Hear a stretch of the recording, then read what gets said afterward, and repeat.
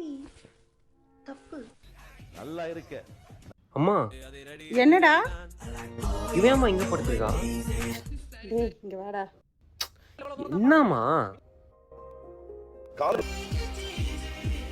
இங்க வாடான்னு சொல்றேன்ல. சொல்லுங்க. டேய் அவளுக்கு டேட்டுடா. சரி, அதுக்கு சாமி பூஜை முடிகிற வரையும் அவ அங்கதான் இருக்கணும். அவ எதை தொட்டாலும் தீட்டு. சரி ஏதோ பண்ணுங்க, எனக்கு பசிக்குது, நான் ட்ரெஸ் மாற்றிடுறேன். தோசை போட்டு வைங்க.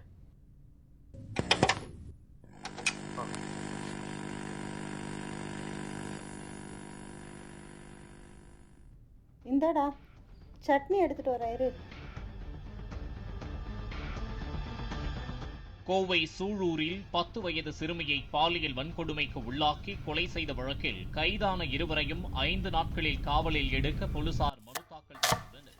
கடந்த மாதம் 21ஆம் தேதி நடந்த இந்த சம்பவத்தில் கார்த்தி, மோகன்ராஜ் ஆகிய இருவரை கைது செய்த போலீசார் இதெல்லாம் பார்க்காதவங்க கடவுள் தான் இதெல்லாம் பார்க்குறாரா?